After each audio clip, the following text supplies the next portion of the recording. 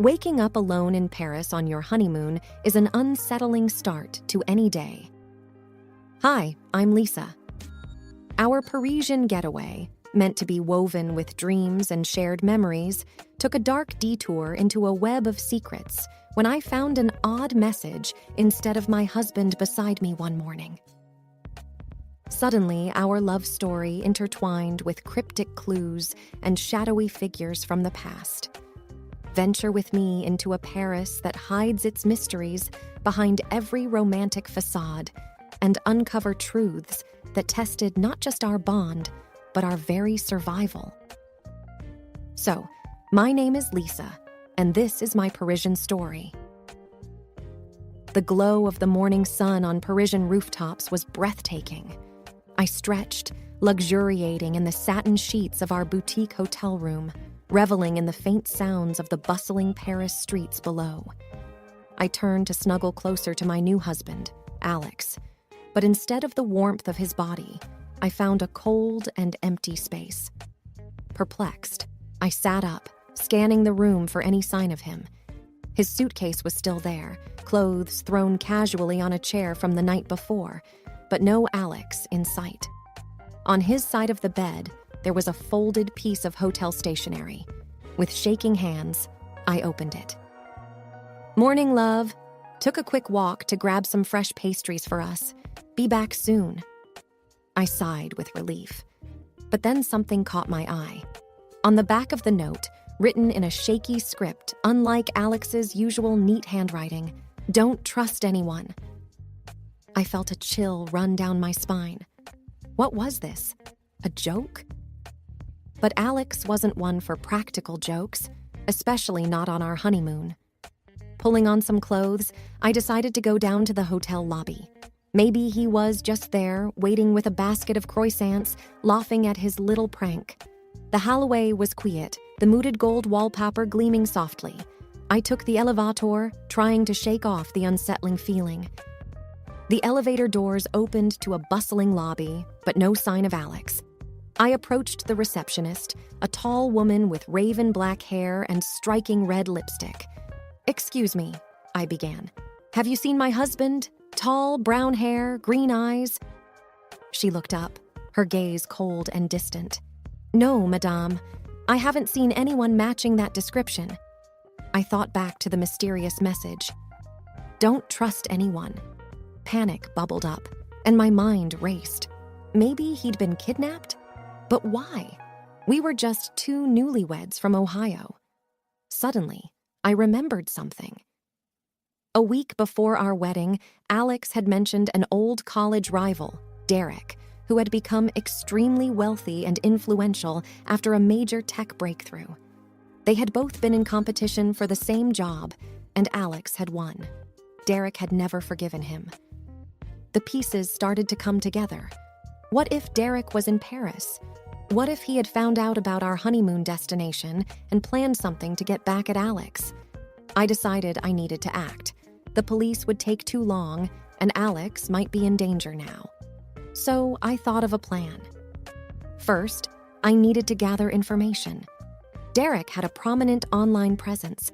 If he was indeed in Paris, there would be some digital trail. I headed to a nearby internet cafe, blending in with the tourists.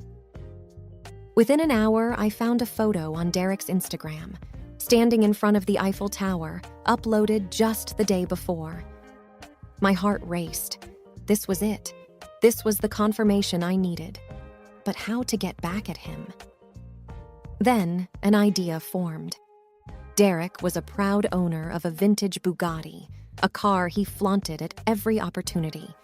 I remembered Alex once mentioning that Derek would be devastated if anything happened to it. With newfound determination, I began my revenge plan. I would hit Derek where it hurt the most, his prized possession. But first, I needed to find out where he was staying, and for that, I needed help. I remembered a contact Alex had mentioned, an old college buddy named Ethan who lived in Paris. I decided to reach out to him. Using a burner phone I purchased, I dialed Ethan's number. "Ethan, it's Alex's wife. I need your help." I could hear the surprise in Ethan's voice. "What's going on?" I recounted the story to him, and by the end, he was fully on board. Together, we began our mission to find Derek, save Alex, and deliver the revenge he deserved. The city of love was about to become the city of revenge. Ethan's apartment overlooked Montmartre, giving a panoramic view of Paris. As I explained the situation, his normally relaxed demeanor turned grim. "So, you think Derek has something to do with Alex's disappearance?" "I'm almost sure of it," I replied, "and we need to act quickly." Ethan thought for a moment. "I might have an idea. I know someone who works at a high-end hotel frequented by the rich and famous. If Derek is in Paris, there's a good chance he's staying there. Let's go." With that, we headed to Le Hôtel du Riche, a luxurious palace where the elite of the world stayed. The opulence was evident in the grand chandeliers, gold accents, and lush velvet drapes. Approaching the concierge, Ethan slipped him a folded note discreetly. The man glanced at it, nodded, and then leaned in. "Room 508, but be careful." With the intel in hand, our next step was to get to Derek's room unnoticed. Using Ethan's knowledge of the hotel's layout, we took a service elevator to the 5th floor. As we neared room 508, we could hear muffled voices. Pressing my ear to the door, I strained to make out the words. It sounded like Derek, and he was arguing with someone. "Shouldn't mess with me. This is too risky." That voice, I gasped silently. It was Alex. Taking a deep breath, I looked at Ethan. "We need a plan," I whispered. Ethan nodded. "First, let's find out where he's parked his Bugatti. We can use that as leverage." A few discreet questions to hotel staff and a generous tip later, we found out the Bugatti was parked in an underground hotel garage. But we needed to make sure Derek knew we had access to it. Pulling out my burner phone, I sent a text to Derek's known number. "How much do you think your precious Bugatti is worth?" Almost instantly, a reply buzzed in. "Who is this?" With a smirk, I sent a photo of the car keys, which Ethan had skillfully swiped from the valet. "Want these back? Release Alex."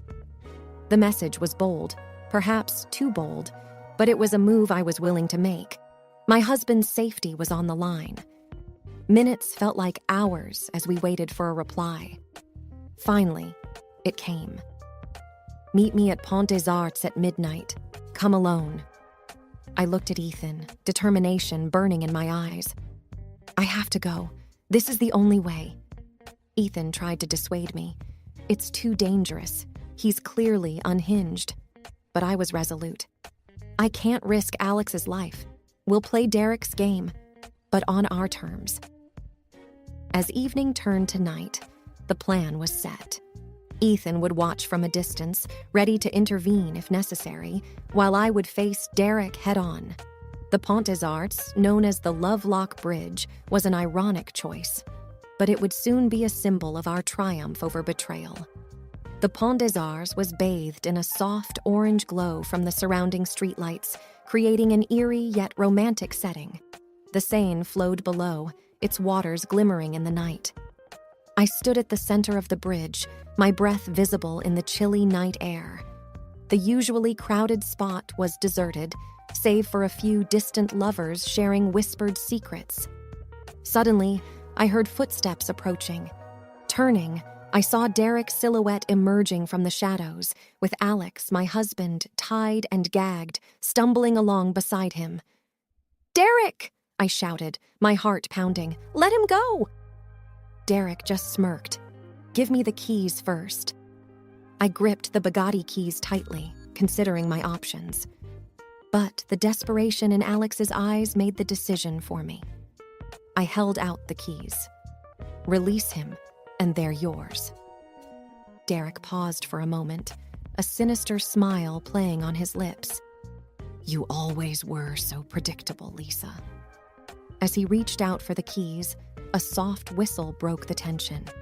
Suddenly, from the shadows, Ethan lunged at Derek, trying to take him by surprise. But Derek was quicker than we anticipated.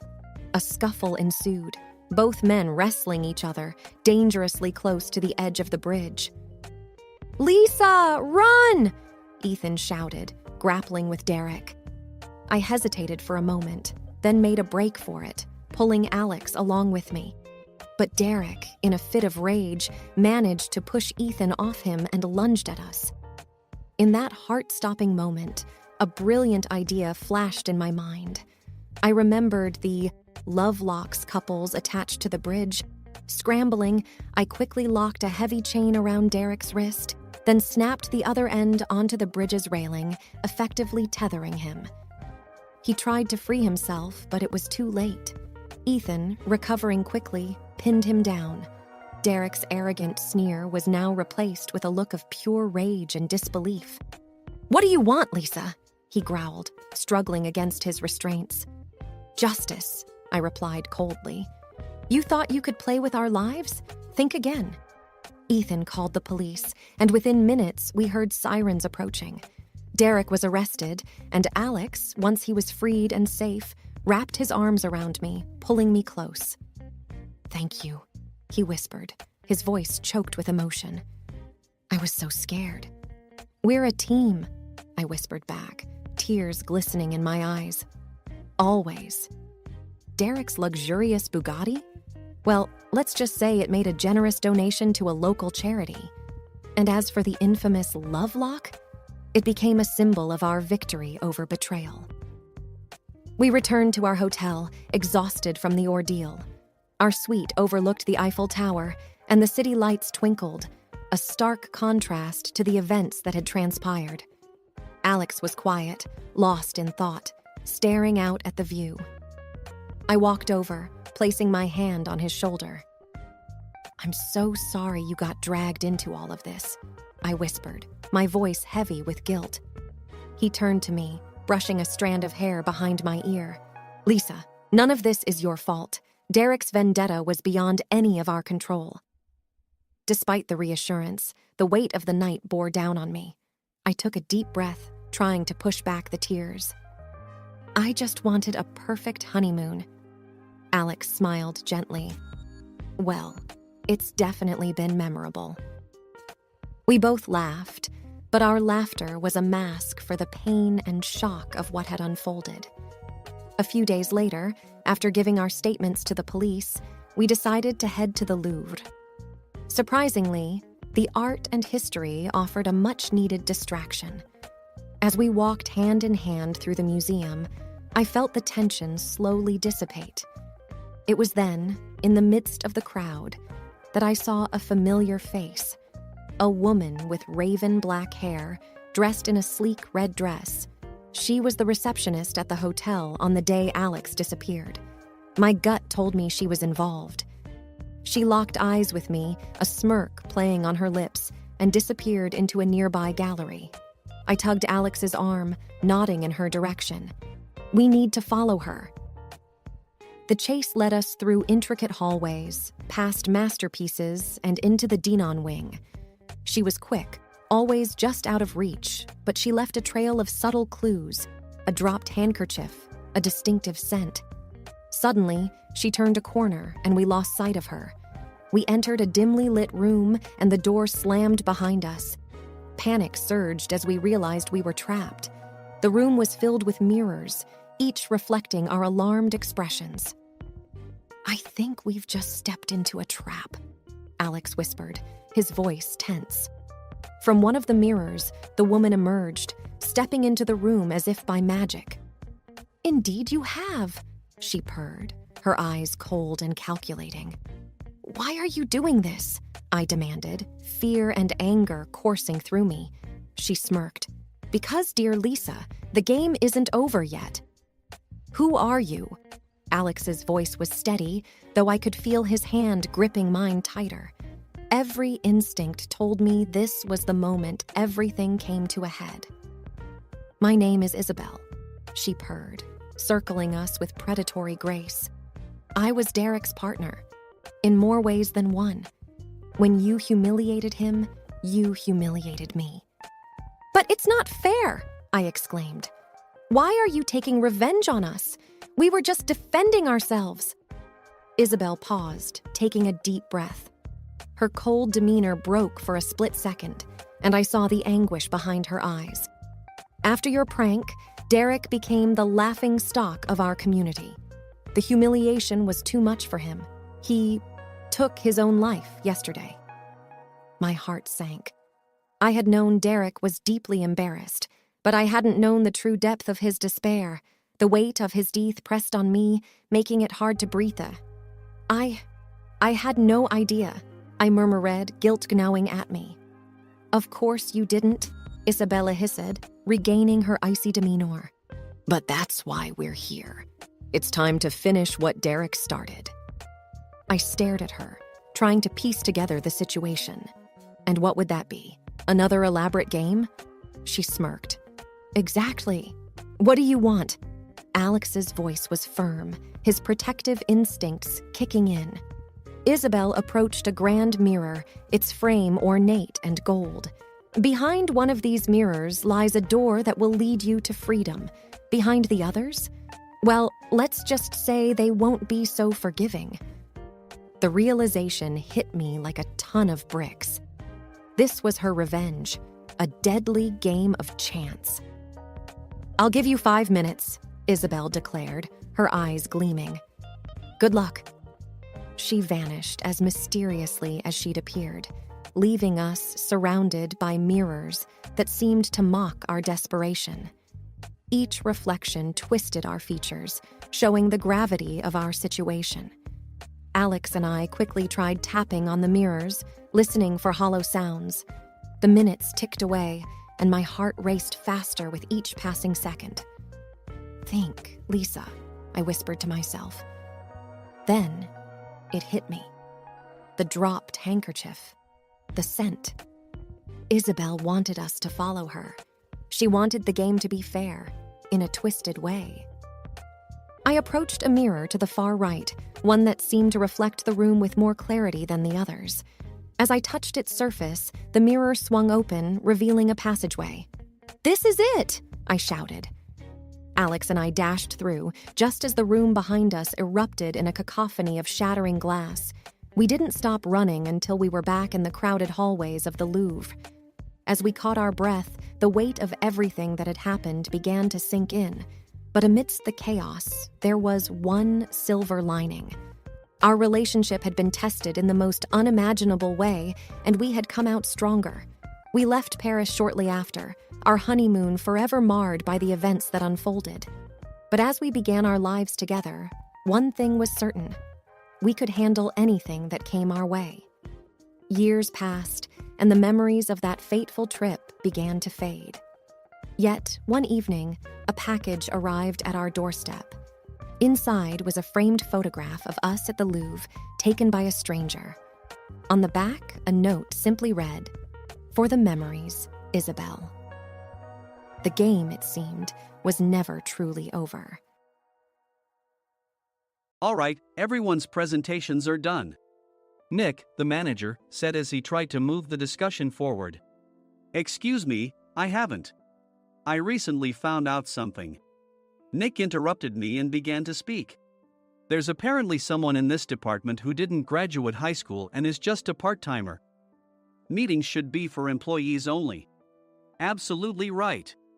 His lackey, Mike, of course, agreed with Nick. I'm leaving. After leaving the meeting room, I started to shut down my computer. I noticed that an email had arrived, not in my personal inbox, but in the company's shared email. Thinking, there's no point in speaking up, no one will listen, I went home quietly. The next day, I heard a commotion from Nick's desk.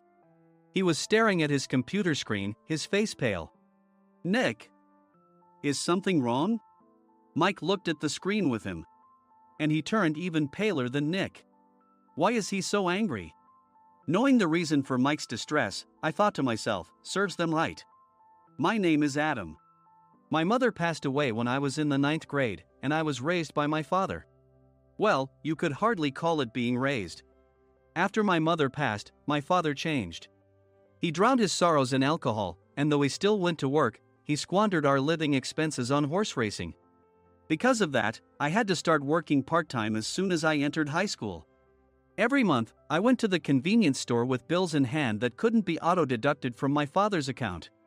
Even though I endured it because I didn't want to be alone, I reached my limit in my second year of high school and dropped out. I found a live-in job at a distant inn. Thank you for everything. The day I left home, my father, still staring at the TV, spoke. Take care. That was our last conversation. Back then, 18 wasn't the age of majority, so I needed my father's permission to work, and I couldn't hide my place of employment. Yet, my father never visited me even once. I kept working just to survive, and before I knew it, I was 42. Years of hard work paid off, and I was transferred to the headquarters. I was thrilled to be recognized by the company, as I thought I'd be working in the field until retirement due to my lack of formal education. Listen up. Our work can change the future of our employees. Don't drag us down. On my first day after the transfer, Nick, dressed in an expensive suit, spoke sternly. There was a reason for this. Our inn was located in a prominent tourist destination, known so well that everyone in the state could sing its commercial jingle. At its peak, we had 5 locations within the state. But that was long ago. Due to financial difficulties and aging facilities, only the place where I had worked for many years and the original establishment remained. I was prepared to lose my job anytime, but now there was a glimmer of hope. With the rise of social media, the tourist area where the inn was located started gaining attention again. Depending on how hard the sales department, where I was transferred, worked, we could either thrive or be forced to give up this prime location to the new hotel chains continuously popping up. For Nick, who had switched careers from another industry to strengthen our sales, this was a battle he couldn't afford to lose. I understood why he had to be strict. I will do my best. Nick sneered at my enthusiastic declaration. Did you not hear what I said? I'm sorry. I thought I was listening carefully. Out of habit from years of customer service, I apologized reflexively, though I had no idea what had offended him. Someone was watching me with a smirk. In this department, there are those who are expected to excel and those who have been shoved here because they have nowhere else to go. You are the latter. It was Mike, the section chief. He's 7 years younger, at 35. But he was called to headquarters much earlier than I was and had been moving around within the headquarters ever since. I'm not jealous, but I can't accept that he's my boss. Graduating from a prestigious university, he has an unusually high pride and caused many problems as a newbie, making things very difficult for me when I was the front desk leader. When I found out Mike was transferred to the sales department a month before me, I was disheartened. Mike is right. With just a middle school diploma, there's not much you can do. Don't even think about achieving results. As if I didn't exist, Nick remarked, I'm thirsty. Mike eagerly ran to the coffee maker. It seems Mike is Nick's lackey. I regretted being happy about my transfer to headquarters, wishing I had stayed on site forever. Send a direct mail to every company on this list by the end of the day. Nick only assigned me tasks that even a new graduate could handle. What? There are over 1,000 companies. You want me to send to all of them by today? Yes, if you and your fellow misfits split the work, even those with nowhere else to go should finish by today. I glanced at the employees typing away expressionlessly. They were worn out from customer service, only thinking about leaving on time, or were women reassigned after having children, with zero motivation for work. Even Sam, a new graduate from the same university as Mike, who was supposed to be among the expected achievers, had no enthusiasm for the job, having joined the company wanting to do customer service. I don't care what they say, I plan to quit anytime, he said. Only Nick and Mike were highly motivated, making all the decisions between the two of them.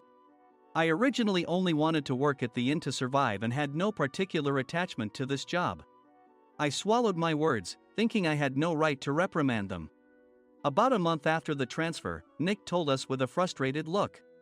To commemorate the 50th anniversary, we've decided to create a plan exclusive for one group per day. Originally, Mike and I were supposed to come up with it, but our president, Mr. Thompson, insists on hearing everyone's opinions. So, you all get a chance. As Nick explained, Mike began handing out prints. Make sure not to embarrass Nick. If your ideas are half-baked, you'll have to redo them. It seemed that they had printed his handwritten notes by Mr. Thompson, which included several questions and a section for free responses. It made sense why Nick had to seek our input, given that all responses had to be submitted to Mr. Thompson. We were given a week to think about it, and a meeting was scheduled to compile our ideas. My plan is to let guests enjoy both the old and modern America. Nick began the presentations. Guests would watch a master confectioner at a nearby traditional sweet shop make sweets in front of them. The welcome drink would be premium tea in a bottle. Nick's plan was certainly attractive. After his presentation, Nick called on us to present in the order we were seated. Just as I stood up for my turn. "All right, everyone's presentations are done." "Excuse me, I haven't. I recently found out something." Nick interrupted me. "There's someone in this department who didn't graduate high school and is just a part-timer." He was likely talking about me. I joined the company as a part-timer and was made a full-time employee when I turned 20. That was 20 years ago, so Nick and Mike probably had no chance to know until recently. Meetings should be for employees only. Absolutely right. After that, Nick kept creating opportunities to solicit everyone's opinions, purposefully excluding me from speaking. The meeting unexpectedly heated up and went past the scheduled end time. A few people asked to leave, and the discussion continued with the remaining few. "Still here?" Normally, you'd leave in that situation. Though I had no attachment to the job initially, hearing kind words from customers made me want to make them happier. For someone like me, with nowhere to go, the inn was my home and customer service was my life. I felt pathetic about my current self. "I'm leaving." I left the conference room and started shutting down my computer. I noticed an email had arrived, not in my personal inbox, but in the company's shared email. Thinking no one would listen to what I had to say anyway, I quietly went home. The next day, while preparing the DM as instructed, I heard a commotion from Nick's desk. In his haste to stand up, he hit his knee on the desk. He stared at his computer screen, his face pale. "Nick! What's wrong?" Mike, thinking he should be the first to rush over, approached Nick while still wearing his coat. He peered at the screen with Nick. And he turned even paler than Nick. Why is he so angry? Who is responsible for this company? Nick, more irritated than ever, asked, and Mike answered without checking. Probably Sam. Sam wasn't there because he was attending a morning training session for new hires. Nick gave up on getting angry and returned his gaze to the screen. They were looking at an email that arrived right after the end of the working day yesterday. Apparently, no one, including me, had checked it before leaving. The email was from a large company that used us for their annual employee trips. The president and executives of that company also frequently used our services personally. President of the company, Mr. Mason himself, had declared that neither he nor his company would ever use our services again. Well, some companies cancel their employee trips or stop using our services due to financial struggles. Let's just move on. Mike kept wiping the sweat from his forehead with a handkerchief. Knowing why Mike was so agitated, I quietly watched their interaction. Do you know how much revenue we get from that company? We can find other guests to fill the rooms, but we'll lose the banquet costs, gift shop revenue, rental car fees, and more. Moreover, the gifts were supposed to be prepared by the traditional confectionery shop involved in Nick's proposed plan. If it's known that we incurred such a huge loss at this critical time, Nick's position in the company would be jeopardized. Nick took a deep breath, seemingly trying to calm himself. All right, Mike. Go to New York right now and apologize to Mr. Mason. What? You're coming with me, right? I have urgent work to do. I trust you, which is why I'm entrusting this to you. Please. Mike, believing Nick's sincerity, agreed with a determined look on his face, saying, yes. That's Nick for you. Even if Mike went to apologize, Nick would shift all the blame onto him if the client didn't change their mind. Well, it was Mike's fault to begin with, so it served him right. About 3 hours later, Sam answered a call from somewhere and repeatedly apologized, saying, I'm very sorry. Everyone watched to see what was happening. After ending the call, he informed Nick with a weary tone. When Mike arrived at the client's company, he only made things worse, further infuriating Mr. Mason. He was demanding, get his boss here immediately. It was no wonder Sam was exhausted, dealing with such a call right after returning from training. What is that idiot doing? Alright, Adam, you're coming with me. If sacrificing Mike didn't work, then I must be next. Normally, I'd want to refuse at all costs, but I saw an opportunity in this situation. If I can be of assistance, I'd be happy to join you. I obediently followed Nick, and we flew to New York. When we introduced ourselves at the reception, it became clear how serious the situation was, as the receptionist personally escorted us to the president's office. Angry voices leaked through the door, making both Nick and me uneasy. Excuse me. I'm Nick, the supervisor. I understand my subordinate has caused you trouble, and I deeply apologize.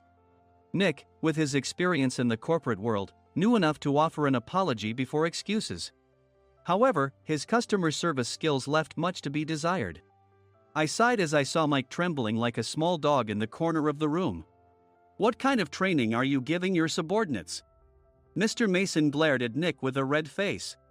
The intensity of his gaze made even Nick take a step back. Regrettably, I joined this company only 2 years ago and was unaware of Mike's issues. I should have identified his shortcomings sooner. Indeed. I should have realized sooner. No sensible person would come to apologize and then give a lengthy presentation on the drawbacks of not using their in.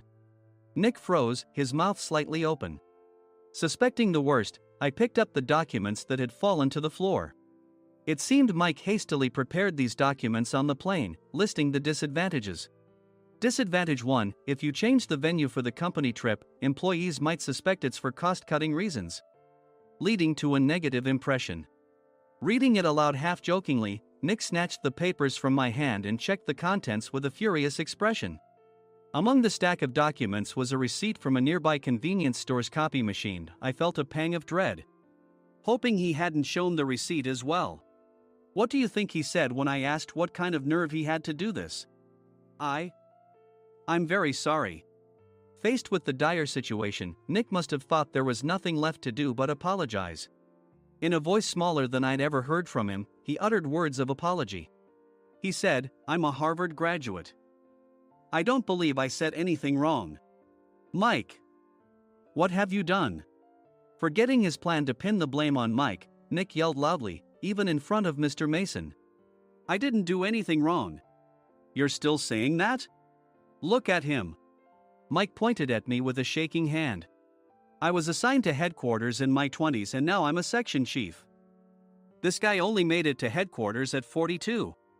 Everything I've done proves I was right. So why are we losing the contract?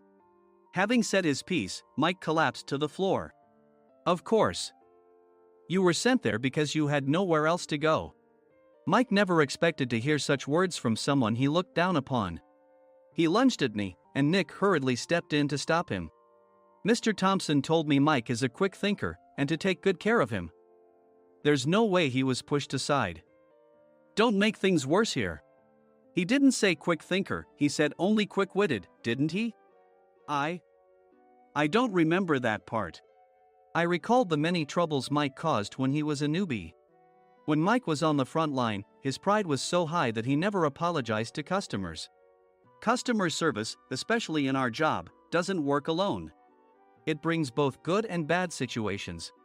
If the front staff or housekeepers made mistakes, or the cleaning company didn't properly clean a room, one had to apologize to the customers regardless of personal fault. Mike, in such situations, would never apologize, insisting he wasn't at fault. This often angered customers, and as the front desk leader, I frequently had to apologize on his behalf.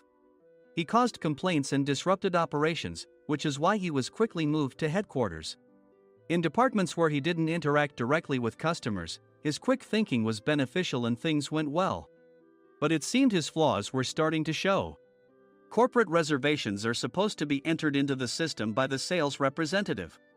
But a quick check yesterday revealed that more than 10 items were missing from the client's reservation. The handover document clearly stated what needed to be prepared.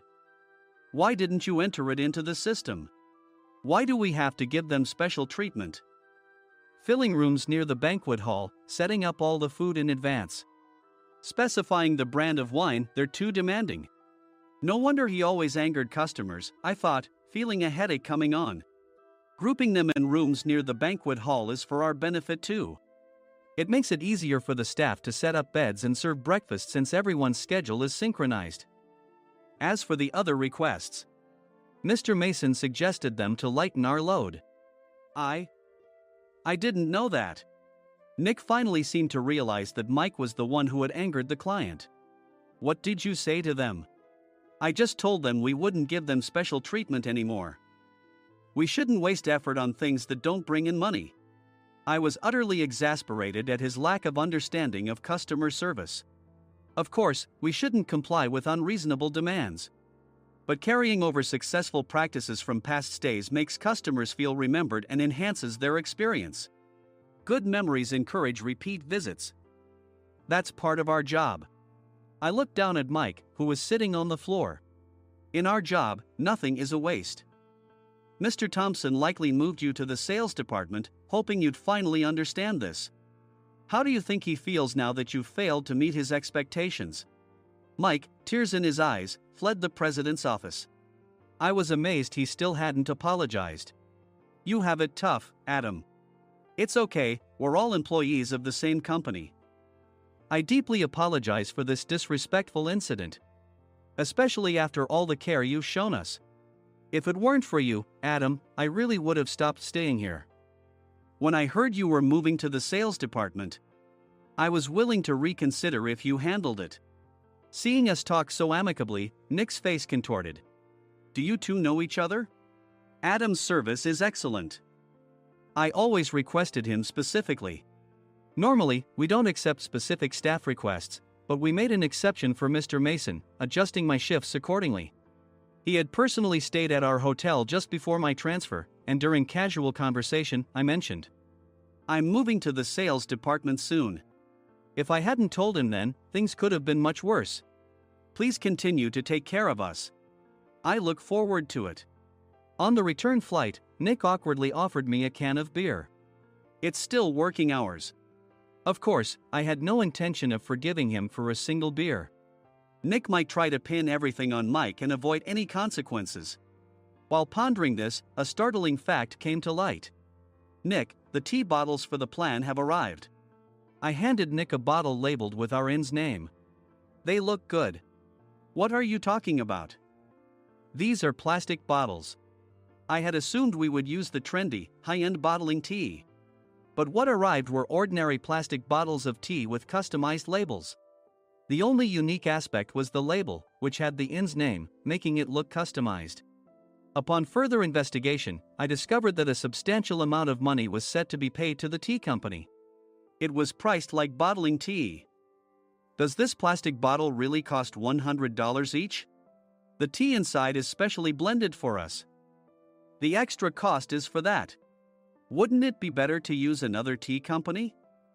Or is there a specific reason we must use this one? As Nick continued to make excuses, I showed him a printed email. I informed the tea company's president, Mr. Mitchell, that we discovered irregular payments and he confessed. He said you two were high school classmates and planned to split the extra money. That idiot. Why did he confess? That's not important.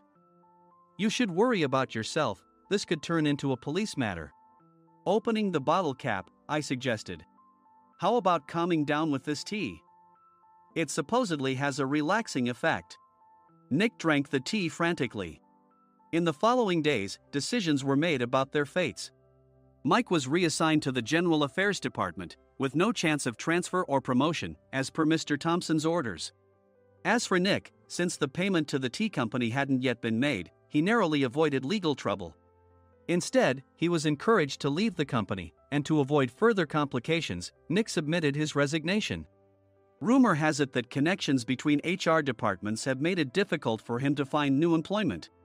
Even though it was good to have those two gone, something unexpected happened in the sales department. Everyone became motivated and united in refining the 50th anniversary plan. In the end, my plan was adopted. We collaborated with the Tourist Information Center to provide personalized guides. The plan, tailored to the number of guests, was truly special for the 50th anniversary. Hey, is Adam's family coming to stay? I immediately booked that special plan for my family.